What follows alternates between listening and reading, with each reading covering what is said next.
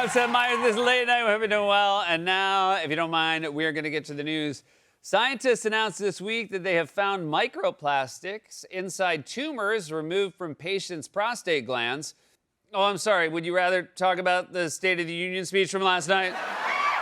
All right, but I'm telling you, this is less gross. President Trump last night delivered the longest State of the Union address in modern history. He basically has only two modes: fully asleep or trying to prove he can stay up all night. It's like having a Coke dealer or a toddler as president. Or worse, a Coke-dealing toddler.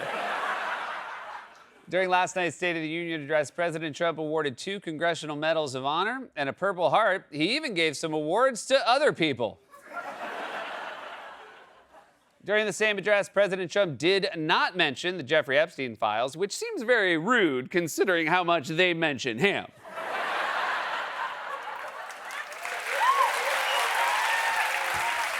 These are bad manners. While entering the House chamber before the State of the Union, President Trump shook hands with Democratic Senator John Fetterman. That's why today the hand makeup wasn't nearly enough. Virginia Governor Abigail Spanberger delivered the Democrats' response to last night's State of the Union address and spoke for 12 minutes. Well, she sighed for 9 minutes and spoke for 3.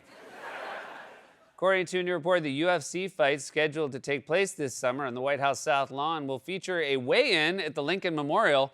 Wow, you got to work pretty hard to be the worst thing that's ever happened to Lincoln.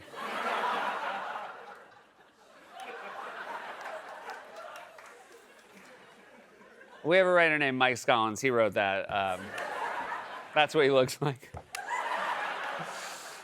Today was FBI Director Kash Patel's 46th birthday, and there wasn't a surprise party. That's just how he looks. It's just always, every day is a surprise.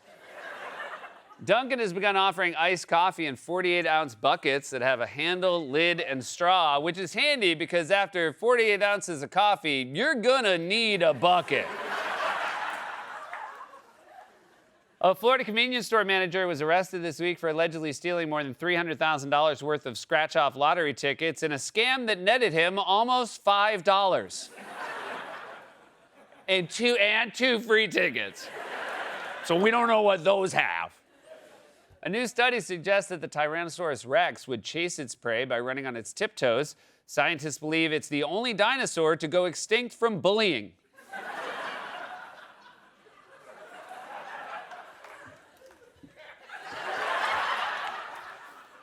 And finally, Bloomberg published an article this week on the cheaper cuts of beef Americans are consuming amid rising prices. You know what that means? The McHoof is back. And that was a monologue, everybody. We've begun. The show has begun. We got a great one for you tonight. She's a multi-talented musician, songwriter, one of my favorite people to day drink with. Catch her performing here in New York for 6 shows at the Blue Note, starting this Friday. Lizzo is back on the show, everybody. You know him from Hacks and his very funny podcast, Therapist, with Jake Shane, now available on Netflix. He just made his Broadway debut, starring in all-out comedy about ambition, playing at the Nederlander Theater. Jake Shane is on the show, everybody. How about that? So excited to talk to him. Before we get to all that, Donald Trump threw a tantrum when Democrats refused to stand and clap for him at the State of the Union and tried to co-opt the men's hockey team's gold medal win. For more on this, it's time for a closer look. Trump's desperate to prevent Democrats from winning back Congress in November, not because he wants Congress to do anything, but because it would be bad for him. At a Republican policy retreat yesterday, President Trump issued this warning to his party. You got to win the midterms, because if we don't win the midterms, it's just going to be, they'll find a reason to impeach me. They'll find a reason? They're not going to have to work hard. Looking for a reason to impeach Trump is like looking for Waldo in a book called Oops, All Waldos. Gonna be like a game of whack-a-mole where the machine's broken and those moles are just sitting ducks and you get to just wail on them. You get so many tickets that the girl at the prize counter's like, you definitely cheated. And you're like, I definitely didn't. Now give me my giant minion. It wasn't supposed to be a picture of me. That was a hypothetical. I was pretending to be a kid. I got minion money.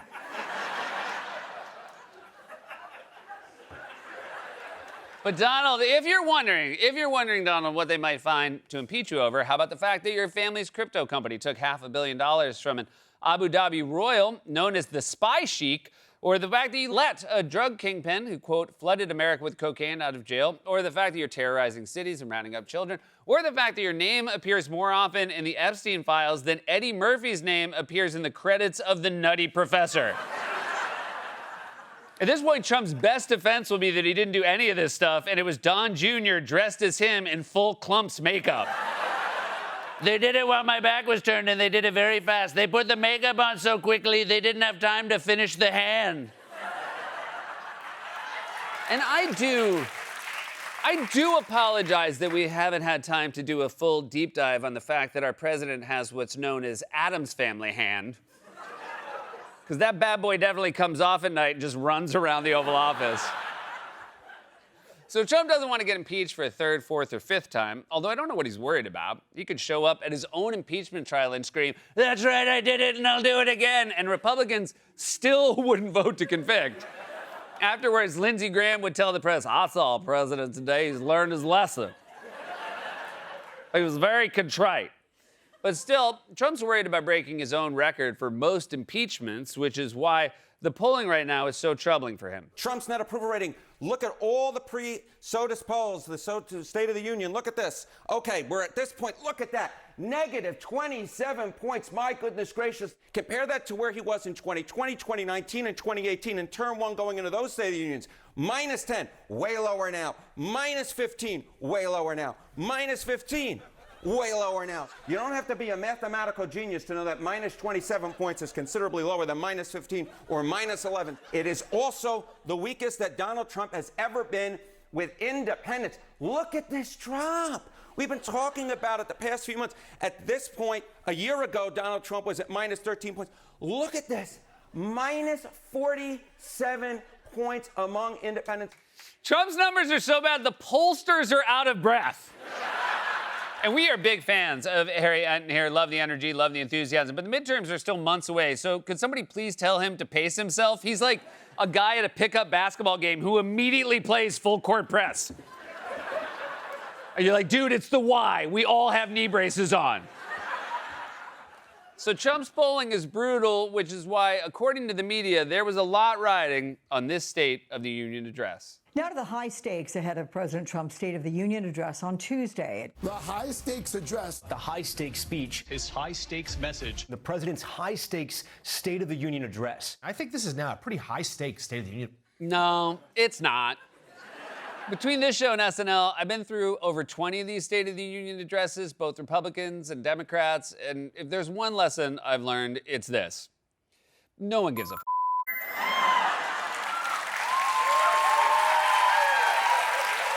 Look, the whole thing, no matter the party, it's a stupid idea to begin with, to let the person in charge of the nation give the State of the Union speech. What are they supposed to say? This place is a dump. Who's running this circus?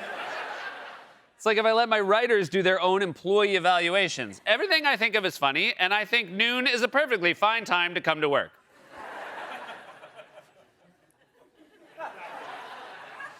No, that makes up for you using me in the Dave & Buster's. No one remembers anything from a State of the Union address. You're more likely to remember the person giving the response to the State of the Union address. Like, I don't remember anything Barack Obama said in his State of the Union in 2013, but I definitely remember Marco Rubio stopping in the middle of his response to grab a bottle of water. Like, for some reason, he did it like he thought maybe the camera couldn't see him. Point is, that's all I remember from the State of the Union. You know why I remember it? Because Donald Trump reminded me. It's Rubio.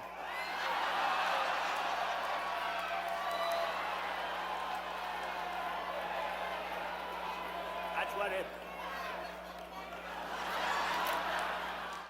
Here's something fun we realized in the course of working on this segment. This week is the 10th anniversary of that clip. That's why Criterion is re-releasing it on Blu-ray. Trump Trump even does the audio commentary. It's Rubio. Even more fun, the guy Trump made fun of works for him now. And not only does Rubio work for Trump, he glazes Trump while Trump sleeps right next to him. This war started, it never would have happened if you'd been president. But this war is going on, and the president is trying to end it, not because, listen, we got a million things to focus on in the world as a country, but he's the only leader in the world that can help end it. Does he know that? Because I don't think he can hear you. And you don't have to lavish praise on him. He's asleep. Like when my kids doze off in the middle of a bedtime book, I don't finish the chapter. I just get up and leave the room. I don't care how it ends up for Encyclopedia Brown. That dude's a dork. Also, Trump has since claimed he wasn't sleeping. That's just his listening face. And that is not the face of a man who is listening intently to what's being said. That's the face of a man who's listening to a white noise machine after drinking a bottle of NyQuil. And even if he was listening, that's a rude face to make. Like, imagine if a guest on this show was telling a story and then it cut to me looking like that. Here, I'll show you. It's much friendlier here. So, like, it's much friendlier, appreciative. People like something, they want to show you how much they like it.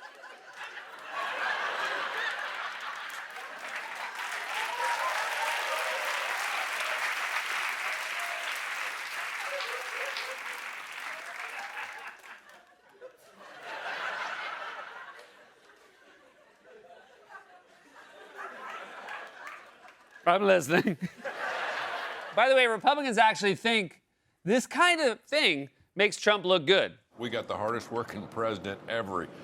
President Trump sleeps about 2 hours a day. Yeah, and those 2 hours are during meetings. Also, sleeping 2 hours a day is not a brag. It's a troubling diagnosis for a meth addict. And we know he's not using the time well. He's only sleeping 2 hours a day because he's up at ungodly hours posting AI videos of himself playing ice hockey or flying a plane that dumps poop on protesters or announcing he's going to send a great hospital boat to Greenland to take care of the many people who are sick, even though no one knows what the he's talking about. And by the way, they have universal health care. We don't. The U.S. sending a hospital boat to Greenland is like Ireland sending a pasta boat to Italy. No thanks, we're good. You're gonna love our noodles. Very hard. I should never try to go from Irish to. I can't do both at once. They gotta put a lot of gap between. Here. It's an okie. So Republicans want you to think that if Trump just gives one really good speech, he'll suddenly be super popular again. But as you can see from the polling conducted after the speech, that's not true. Even if you poll a group of people who are mostly Republicans. This is a poll of speech watchers. They tend to be fans of the president. So the polling universe here is about 13 points more Republican than the overall population usually is. 38% said they had a very positive reaction to the speech. Joe Biden 4 years ago, 41% very positive reaction. Trump's State of the Union polled worse than Biden's, but I mean, that's not a fair comparison. Joe Biden was riding high. We all remember what happened immediately after Biden's speech. He crushed his debate with Trump, coasted to a second term, had his face added to Mount Rushmore, and won the Tour de France. Sorry, what's that? He was so unpopular, his own party forced him out? All right, well, I'm sure that's where the parallels end, right? Whoa!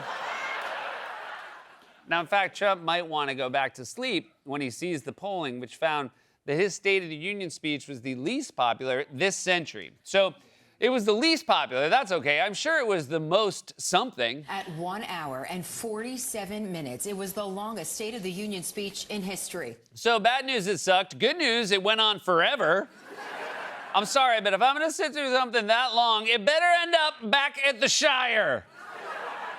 So the polling was bad before the speech and bad after the speech. And on top of that, it was long and boring. Or if you're a Republican and you have to be nice to Trump. I think it was the best State of the Union speech that I've seen. President Trump gave a majestic speech tonight. I think this could have been the best speech he has ever delivered. Any historian who's writing about this presidency has to watch this speech tonight and read it carefully. Historians have to read it carefully? Trump didn't even read it carefully.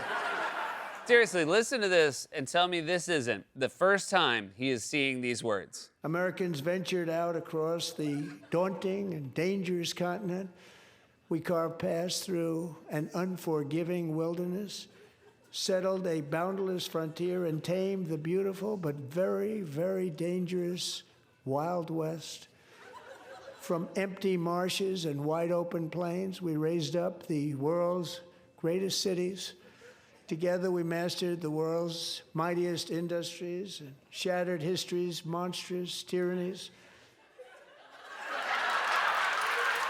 Am I listening? It's never a good sign when a guy's just like gripping the podium. As we go through this great nation. Such a smooth switch from one teleprompter to the other.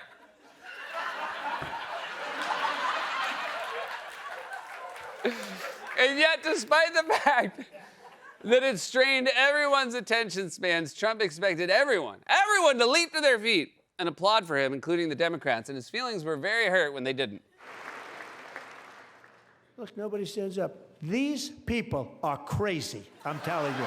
They're crazy.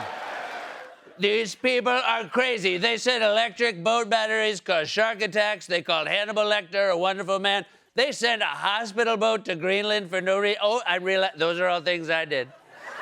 I'm hearing myself now and realizing maybe I'm the crazy one. Let's see, pull up a pic of my face and tell me if I look crazy. Oh, it's me. I'm the crazy one. In fact, Trump is so desperate for a win, he tried to co-opt the U.S. men's hockey team's Olympic gold medal like he had something to do with it. Our country is winning again. In fact, we're winning so much that we really don't know what to do about it. People are asking me, please, please, please, Mr. President, we're winning too much. We can't take it anymore. We're not used to winning in our country. Until you came along, we're just always losing, but now we're winning too much. And I say, no, no, no, you're going to win again. You're going to win big. You're going to win bigger than ever. And to prove that point, here with us tonight is a group of winners who just made the entire nation proud. The men's gold medal Olympic hockey team. Hey man, you're not winning, they're winning. You didn't win. I didn't see you out there lacing up your skates, taking slap shots with your weird death becomes her hand. Although maybe the hand showed up by itself and scored a goal. Taking credit like that, you sound like our cue card guy Wally when the Patriots win a game. Oh, Seth, we played great on Sunday. Oh, did you? How many yards did you get, Wally? How many yards is it from your couch to your kitchen?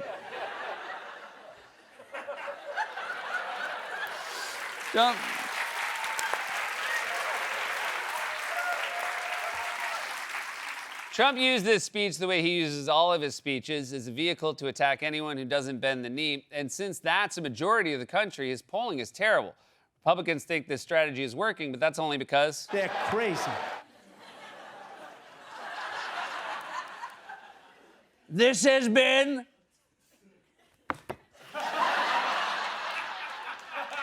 a closer look.